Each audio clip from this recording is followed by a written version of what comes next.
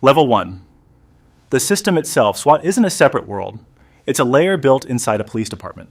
Before you ever step into tactical gear, you are part of a much larger institution, one with policies, rank structures, promotion systems, and strict chains of command. SWAT is not freelance.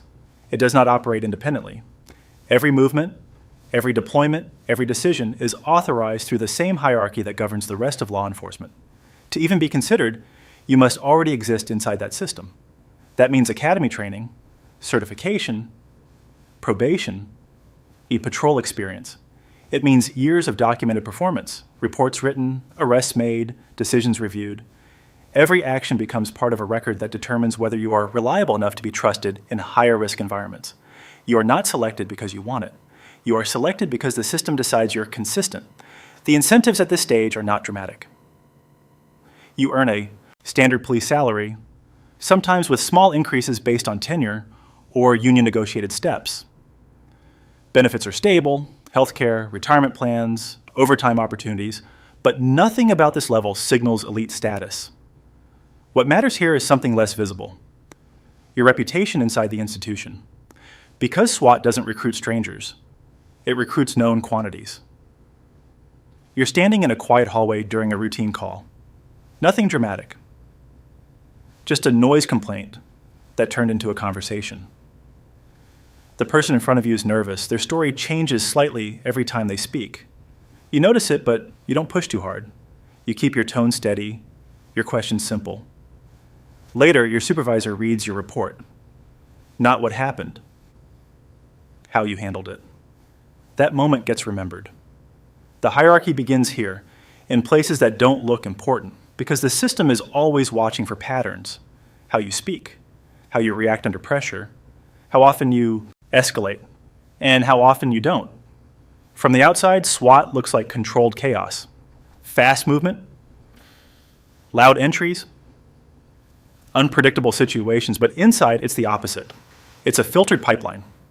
Every operator you see at that door has already passed through layers of quiet evaluation long before they ever face something dangerous. And as you move forward, one thing becomes clear: the higher you go, the less room there is for error, because the risks don't just increase, they compound. You might think this path is about courage, or strength, or aggression, but the system doesn't prioritize those things first. It prioritizes control, control over your actions, control over your decisions, control over how you handle uncertainty when no one is watching. Because eventually, you'll be placed in situations where hesitation costs time, and mistakes cost far more than that. But before any of that happens, before the gear, before the training, before the selection, you have to prove something much simpler: that you can operate inside a structure, that you can follow rules you didn't create, that you can be trusted with responsibility you haven't earned yet. And if you can't do that at the lowest level, you never move up. Level 2, police recruit / academy trainee. You enter the system through the academy. This is the formal entry point into law enforcement, the stage where you are trained, evaluated, and filtered before being allowed to operate independently. You learn procedures, laws, defensive tactics, firearms handling, and report writing. Every movement is corrected. Every mistake is documented. You don't have authority yet. You're being shaped to handle it. The structure is rigid, schedules are fixed, expectations are clear. You are tested constantly, physically, mentally, and behaviorally. Instructors are not just teaching you what to do, they are watching how you respond to pressure, correction, and repetition. Your income at this stage is limited. Some academies pay a trainee salary, others require you to complete training before full employment begins. Either way, the financial incentive is not the focus. The real currency here is progression. Pass, and you move forward. Fail, and you're removed. Here's a little scenario. You're on the range, holding a firearm for the 3rd time that day. Your hands are steady, but your breathing isn't. The instructor walks behind you, silent, watching. You fire.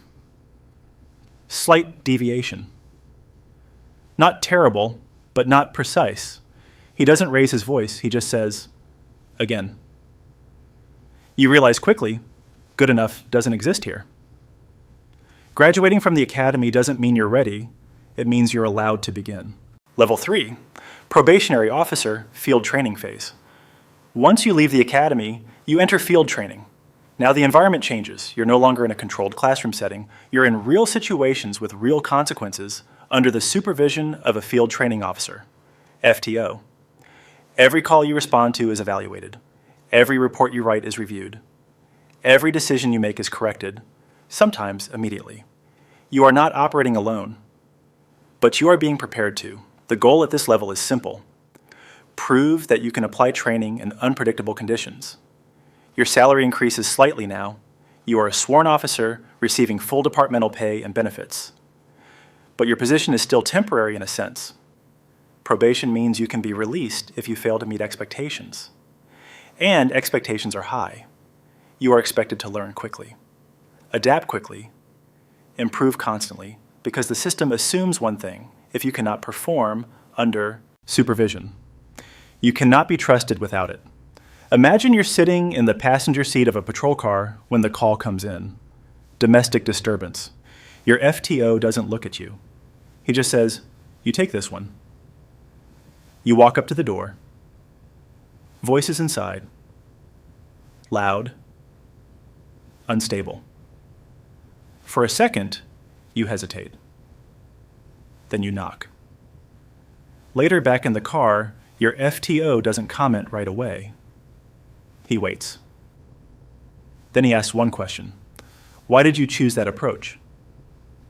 You realize the job isn't just about action, it's about justification. This is where most people begin to understand the system. It's not just about doing the right thing, it's about being able to explain it clearly, consistently, and within policy. Because every action you take becomes part of a record, and that record follows you upward. At this stage, SWAT still feels far away. You're focused on surviving probation, learning procedures, avoiding mistakes that could end your career before it begins. But, quietly, something else is happening. Your file is growing, supervisors are noting how you perform, peers are forming opinions about your reliability, patterns are starting to emerge, and those patterns matter, because when SWAT positions open, they don't look at who wants it. They look at who has already proven, over time, that they can handle more. You don't apply to move up blindly, you earn the right to be considered. And by the time you reach that point, one thing becomes clear. The system doesn't promote potential, it promotes consistency, and consistency is built here. In the lowest ranks, where no one is watching from the outside, but everyone inside is paying attention. Level 4, Patrol Officer, post-probation. By the time you start thinking about SWAT, you've already been on the job for years. The uniform feels normal now. The radio chatter makes sense. You've handled enough calls to know that most situations aren't as simple as they sound when they come through dispatch. This is where the shift begins. Because now, you're no longer trying to prove you can do the job. You're trying to prove you can handle more than it. You've cleared probation.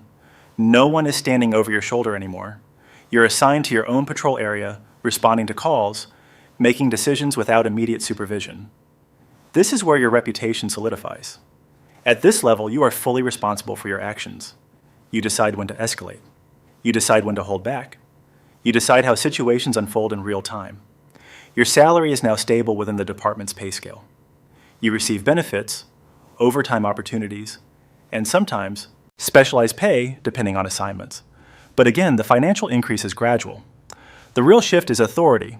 You are now accountable, and accountability is what the system measures most closely, because this is the stage where SWAT candidates are identified.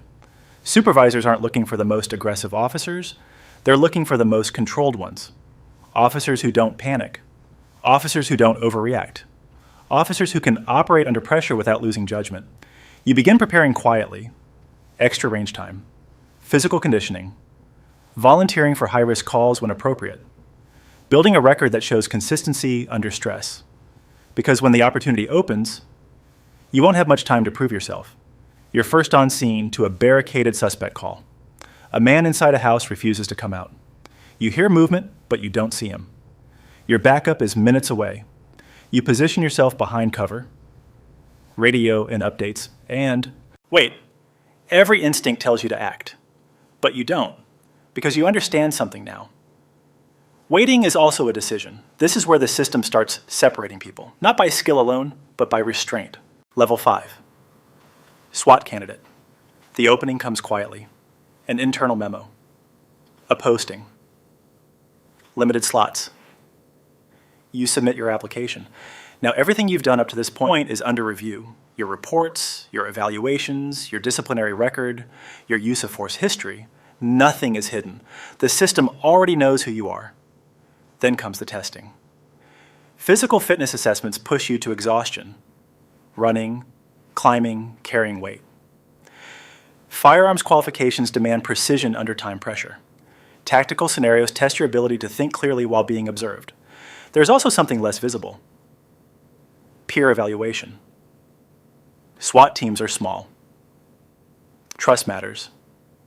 Your reputation among other officers carries weight here. If people don't trust you, you don't get in. The financial incentive is still secondary. Some departments offer additional pay or stipends for SWAT members, but it's not enough to justify the role on money alone. This is about access. Access to a higher risk, higher responsibility environment. You're halfway through a timed obstacle course.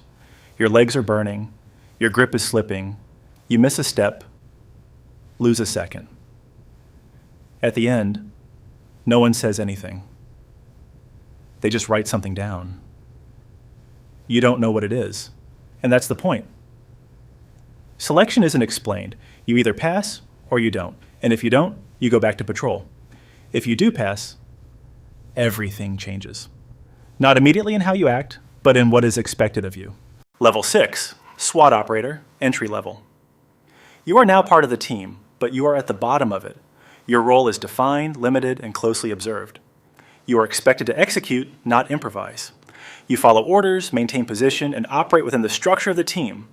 Training becomes constant. You rehearse scenarios repeatedly, room entries, hostage situations, coordinated movements. Every action is practiced until it becomes automatic. Mistakes are corrected immediately, often in front of others. Your equipment changes, your responsibilities increase, your exposure to risk becomes more direct.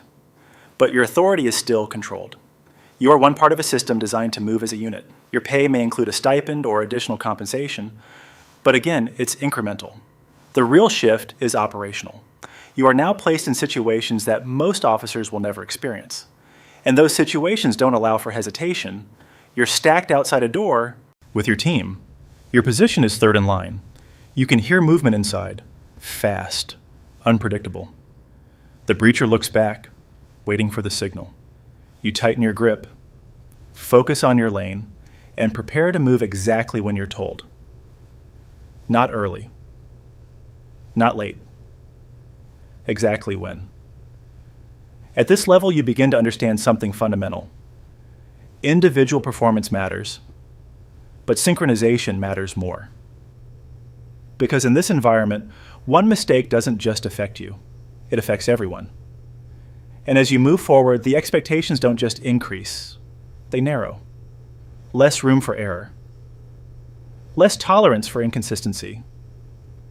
More responsibility, even if your title hasn't changed yet. Because the system is preparing you for something else, a point where you won't just follow the plan, you'll be responsible for it. You'll be level 7, specialized SWAT operator. At some point, you stop being new. No one announces it. There's no ceremony. But the corrections come less often. The eyes on you feel different. Expectations shift without being spoken. You're no longer just keeping up. You're expected to contribute. You've proven you can function inside the team. Now the system starts assigning you a role within it. This is where specialization begins. You are no longer just an operator, you become something specific. A breacher responsible for forced entry using mechanical tools, shotguns, or explosives.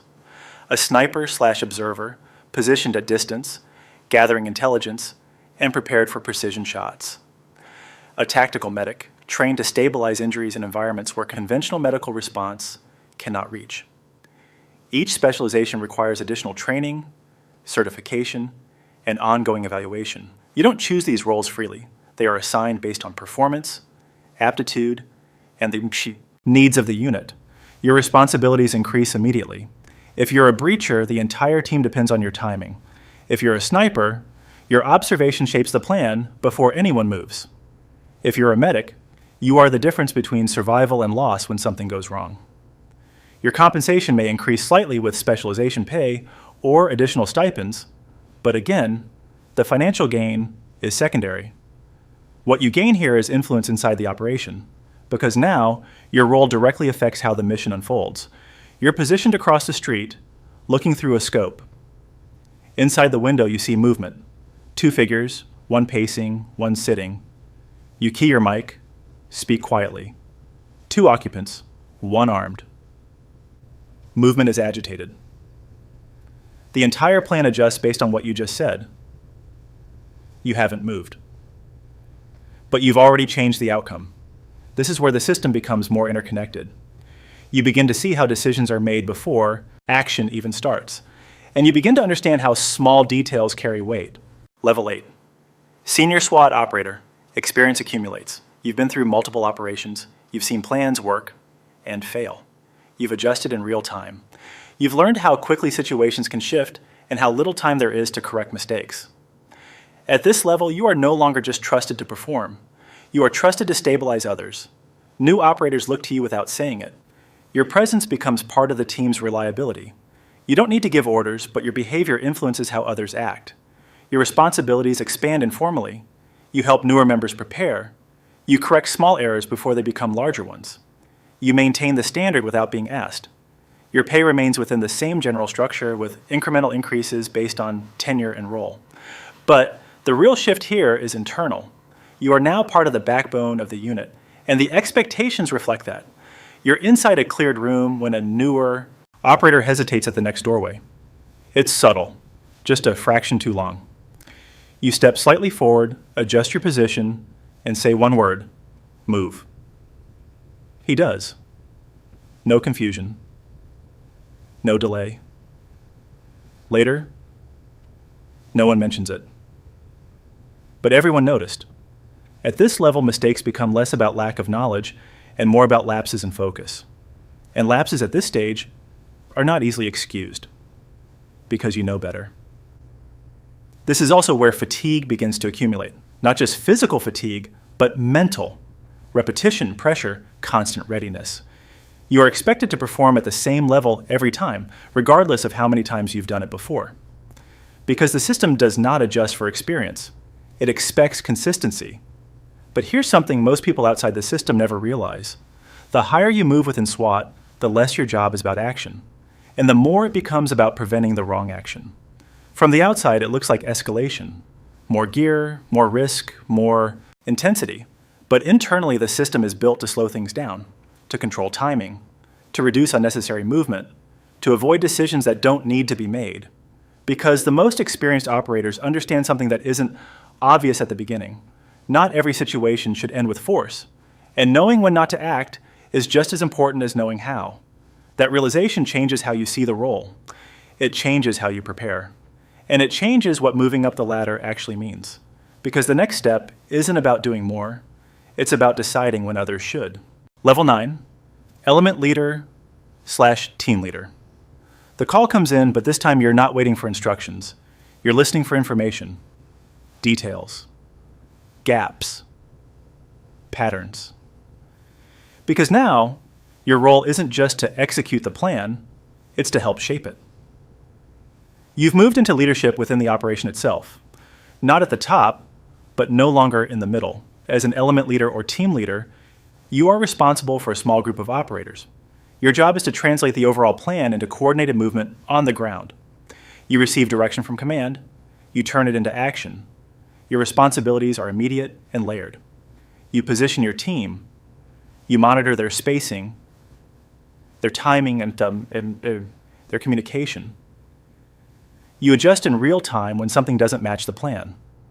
At this level, you are no longer judged solely on your own performance. You are judged on how your team performs. Your compensation may include supervisory pay adjustments, depending on the department. But like every level before, the financial increase is modest compared to the increase in responsibility.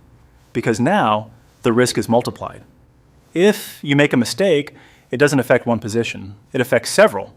You're stacked outside a hallway with your team. The original plan was to clear left first, but you hear something, a shift, a sound that wasn't expected.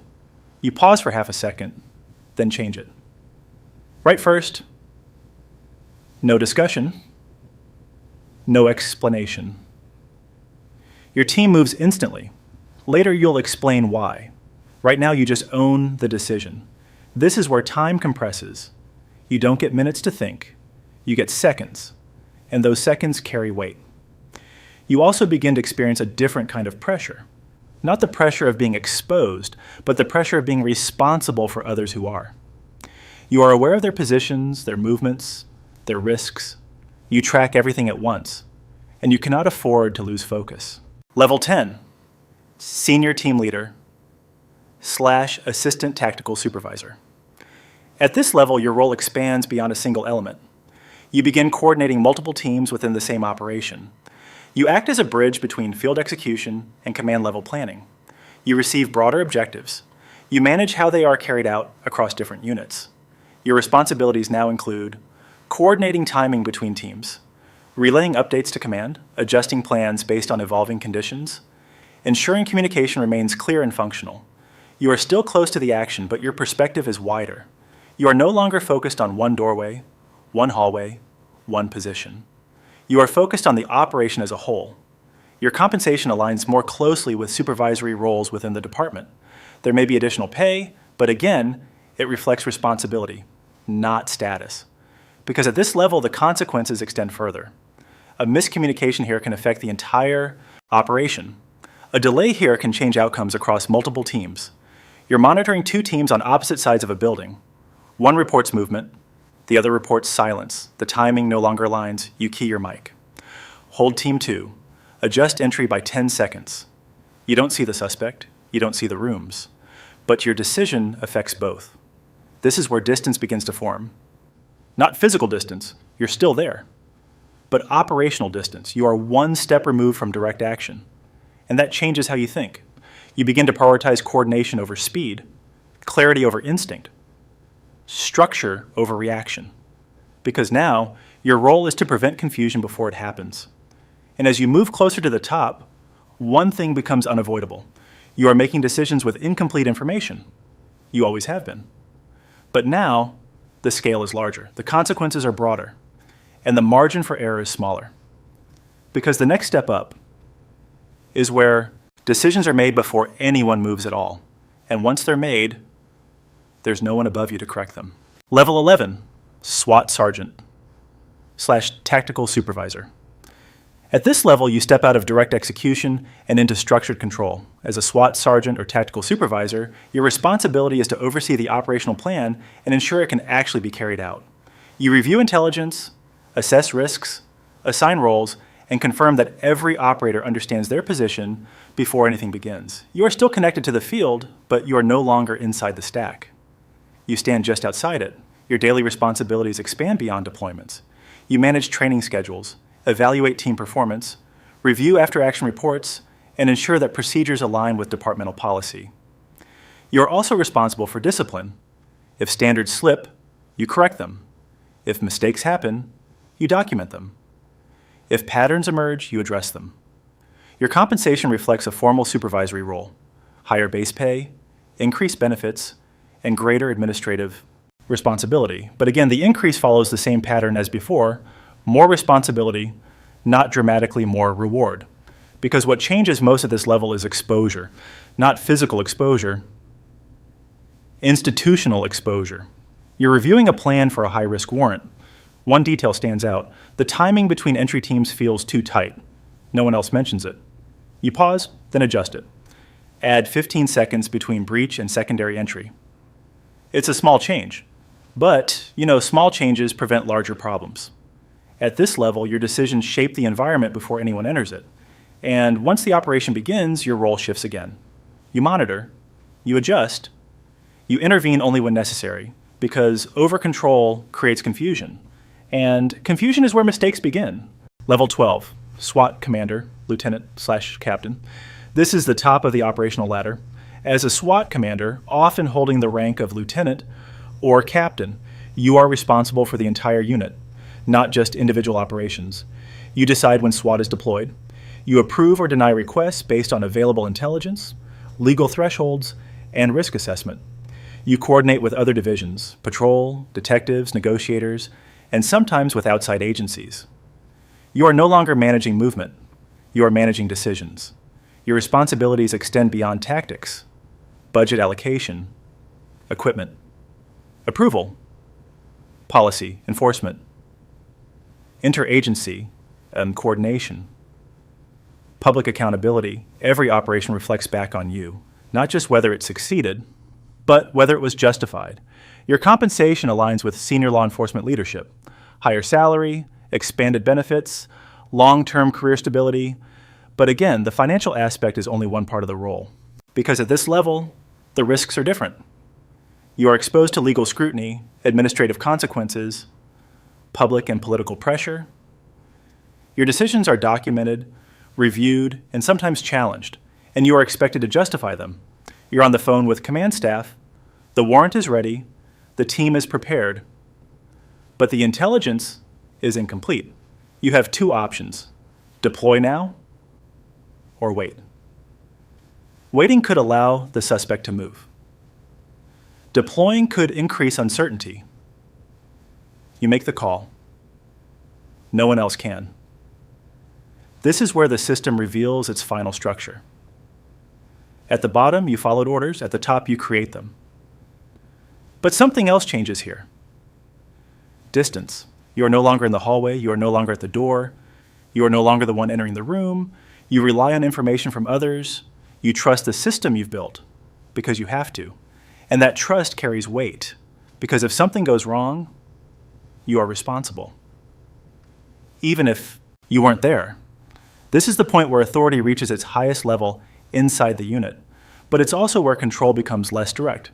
You influence outcomes, but you don't physically execute them, and that creates a different kind of pressure, one that doesn't fade when the operation ends. Because the decisions you make here don't disappear, they stay on record, they follow you, they define your career. And as you reach this level, one realization becomes unavoidable. You've spent years moving closer to action, only to arrive at a position where your role is to decide when others take it. Level 13, command responsibility, beyond rank. There isn't always a higher title above commander, but there is a higher level of responsibility. Because once you reach the top of the operational ladder, your role expands beyond the unit itself. You are now part of the larger system: city leadership, department command staff, legal advisors, public expectations. You don't just manage SWAT, you represent it. Your decisions are no longer judged only internally, they are reviewed externally by oversight bodies, legal systems, sometimes the public. Every deployment becomes a record. Every use of force becomes a question. Every outcome becomes something that can be analyzed, criticized, or challenged. You're sitting in a conference room days after an operation. No noise, no urgency, just questions. Why was SWAT deployed? Were there alternative options? Was the level of force appropriate? You answer each one carefully, because now the situation isn't unfolding, it's being examined. At this level, the risks are no longer immediate, they are extended. Legal liability, career consequences, public trust. You are responsible not just for what happened, but for how it's understood. This is also where the incentives shift again. Higher ranking positions bring higher salaries, stronger retirement benefits, and long-term stability. But the trade-off becomes more visible. You gain authority, but you lose distance from accountability, because every decision you approve connects directly back to you. There's also something else that changes: your relationship with the job itself. At lower levels, success is clear. You completed the task, you followed the plan, you made it through. At higher levels, success becomes harder to define. A situation resolved without force might be seen as restraint or hesitation. A rapid deployment might be seen as decisive or excessive. The same decision can be interpreted in different ways, depending on who's looking at it, and that uncertainty doesn't go away. You review body camera footage late at night, frame by frame. Everything looks different when slowed down. Movements you barely noticed before now feel significant. You pause on a moment, a decision made in seconds. You think about it longer than it took to happen. This is the hidden cost of reaching the top. time. Not the time spent in operations, but the time spent afterward, reviewing, explaining, justifying, carrying decisions beyond the moment they were made. You also begin to understand something that isn't obvious earlier in the hierarchy. Control is never complete. You can plan. You can prepare. You can structure everything as precisely as possible. But once the operation begins, there are variables you cannot eliminate, and you are still responsible for them. That realization stays with you. It changes how you think. It changes how you decide, and it changes how you see the people below you on the ladder. Because you know exactly what they're facing, and you know exactly how much depends on what they do. Reaching the top doesn't remove risk. It redistributes it, from physical exposure to systemic consequence. And by the time you fully understand that shift, you've already accepted the role that comes with it. When you look back, the system makes more sense than it did at the beginning. From the outside, SWAT looks unpredictable. Fast entries, loud commands, high-risk situations that seem to unfold without warning. But from the inside, it's structured, layered, controlled. You started at the bottom, learning procedures, following instructions, proving that you could operate within a system that didn't bend to you. You moved upward through consistency, not moments of intensity, but patterns of reliability. You entered SWAT not because you wanted it, but because the system determined you were ready for it. At each level, something changed. At first, it was your responsibility for yourself, then your responsibility for a role, then your responsibility for others, then your responsibility for decisions, and eventually, your responsibility for outcomes you couldn't fully control. That's what the ladder reveals. Not just how power is gained, but how it transforms. At the bottom, power feels distant. At the top, it feels heavy. Because power inside the system isn't freedom, it's constraint. Every step upward reduces what you can ignore. You see more variables. You consider more consequences. You carry more outcomes. The structure that once guided you becomes something you enforce. You're standing outside the command vehicle after an operation. The scene is quiet now. Officers are packing equipment. Radios are silent. Someone asks if everything went according to plan. You pause. Then you answer carefully. It went as expected. Not perfect. Not simple. Just within the limits of what the system allows. And that's the final shift. You stop looking for certainty, you start managing probability. Because the system was never designed to eliminate risk. It was designed to control it, to distribute it across levels, to ensure that no single decision exists without structure around it. And once you understand that, you see the entire organization differently. Not as chaos, not as unpredictability, but as a sequence of controlled steps, each one building on the last. You also understand something else. Climbing the ladder doesn't just change your role, it changes how you see everything below you. Every action, every hesitation, every decision made in seconds. You know exactly where it fits because you've been there. And at the top, one thought remains.